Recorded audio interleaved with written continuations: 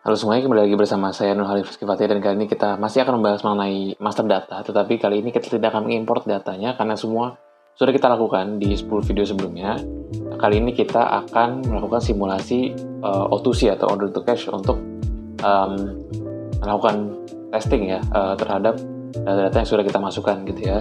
Untuk skenario-nya adalah jadi kita punya pelanggan ya, toko usaha baru, ini toko retail yang menjual berbagai macam produk. Ini mereka membutuhkan stok tambahan untuk makanan dan minuman ringan ya, dengan keterangan bagi berikut gitu ya. Mereka butuh Astor Double 100 pieces, kemudian Coca-Cola Zero 200 pieces, dan Mentos Anggur 300 pieces gitu ya. Nanti akan kita coba mulai dari proses sales order hingga nanti kita mendapat atau menerima payment dari toko usaha baru gitu. Oke, kita akan masuk ke UDU langsung ya. Kita akan ke bagian sales ya, di sini teman-teman, sales ya, dan kita akan langsung ke order saja. Kita akan buat baru. Di sini kita akan untuk customer-nya kita masukkan usaha baru ya, toko usaha baru ya. Oke, sudah langsung dimasukinnya paralisisnya dengan public price yang rupiah. Kemudian kita akan tambahkan produknya ya di sini, yaitu yang pertama adalah Astor ya, Astor Double. Di sini deskripsi tidak perlu ya, kita untuk kuantitinya kita ikuti 100. Kemudian sebentar, untuk UOM-nya ya kita unit saja ya. Unit price-nya ini sama ya, masih sesuai dengan sebelumnya gitu ya, yang sudah kita set yaitu 27.500. Dengan taxes-nya kita hilangkan saja ya. Kemudian kita tambahkan lagi add produknya lagi, yaitu Coca-Cola Zero ya. Kita tambahkan di sini jumlahnya 200 ya, unit price-nya 6.500 ya per kalengnya. Kemudian kita tambahkan lagi, terakhir adalah Mentos ya, Mentos Anggur. Di sini kita akan kuantitinya jumlah 300 ya, dan kita hilangkan saja taksnya agar lebih mudah ya. Taksnya kita hilangkan. Oke, totalnya adalah 5.940.300 ya untuk seluruh barang yang diinginkan oleh usaha baru gitu ya.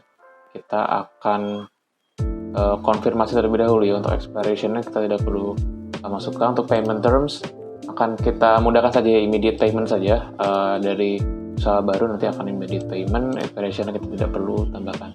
Oke, cukup segini saja sepertinya ya. Oke, sales ya. Oke, ya, akan kita confirm terlebih dahulu sales ordernya ya. Sudah terbuat ya, S00001 gitu ya, untuk toko usaha baru seperti itu. Kemudian kita akan cek terlebih dahulu ya delivery-nya di sini. Oke, untuk delivery-nya schedule date-nya akan saya set hari ini saja ya, dengan product availability semua available ya. Untuk yang akan kita kirim ini adalah sejumlah 100, 200, dan 300 ya untuk masing-masing barang. Kita akan set quantity-nya di sini. Bentar ya. Oke ya, anggap saja selesai semua ya, sudah dikirimkan. Kita akan validate terlebih dahulu ya. Bentar. Oke ya, kita validate terlebih dahulu. Kita disable saja ya. Oke ya. Oke, di sini sudah ya, untuk way out-nya sudah dan semuanya ya, 100 dan 300. Oke, kita akan kembali ke bentar ya, order to invoice ya, karena kita belum menginvoice dari toko usaha baru. Akan kita klik ya, dari sales order ini delivery sudah dilakukan ya, kuantitinya 100, kemudian deliver 100 ya, dan ini kuantiti 200 dan deliver 200, dan kuantiti 300 deliver 300 ya. Jadi semuanya sudah dikirimkan. Cuma untuk di invoice-nya ini belum ya, belum kita tagihkan sama sekali. Oke, untuk penagihannya akan kita create invoice di sini. Ya, regular invoice saja. Create and view, kita lihat terlebih dahulu ya invoice ya. Oke, untuk invoice-nya ya, ini untuk nomor invoice-nya seperti ini kepada toko usaha baru, dan invoice data kita akan set sebentar pada hari ini saja ya.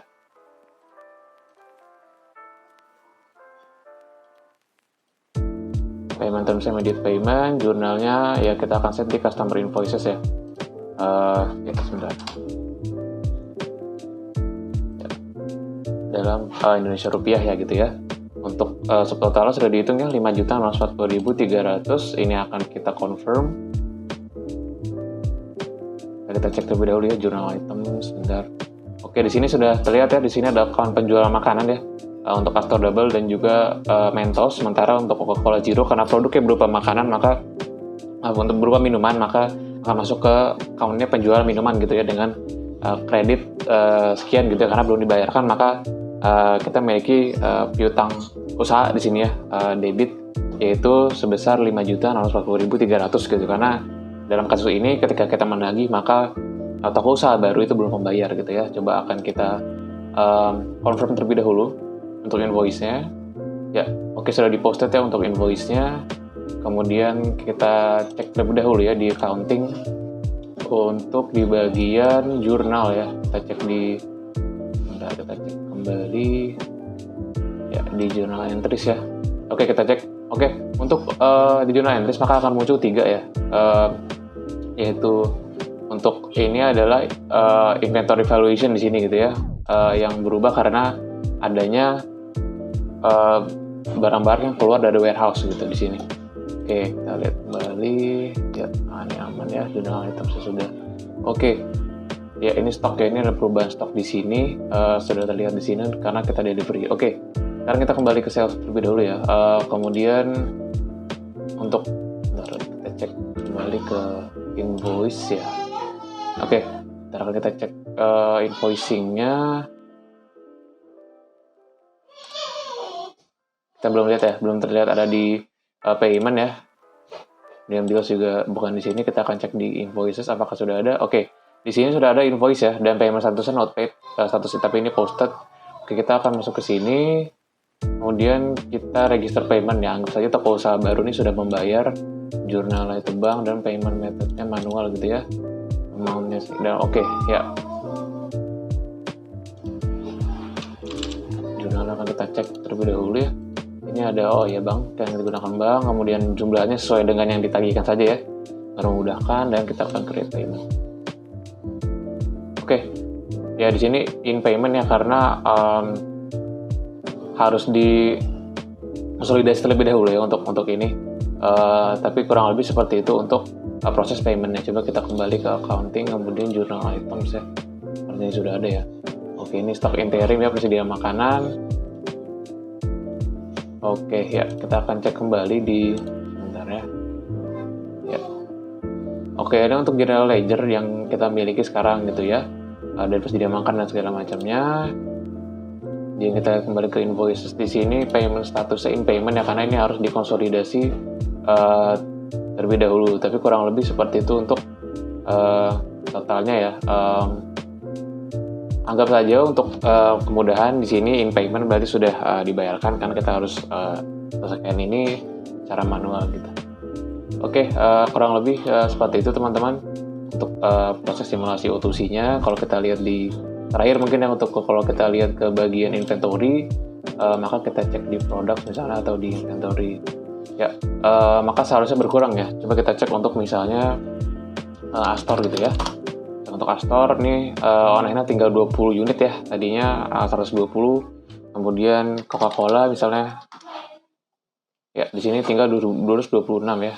Kemudian akan kita cek juga Mentos anggur ya. Ya, di sini tersisa 79 unit yang tadinya 379 gitu. Jadi semuanya sudah keluar warehouse dan kemudian dijual kepada toko usaha baru. Kurang lebih seperti itu teman-teman untuk simulasi O2C-nya. Sampai ketemu di video berikutnya.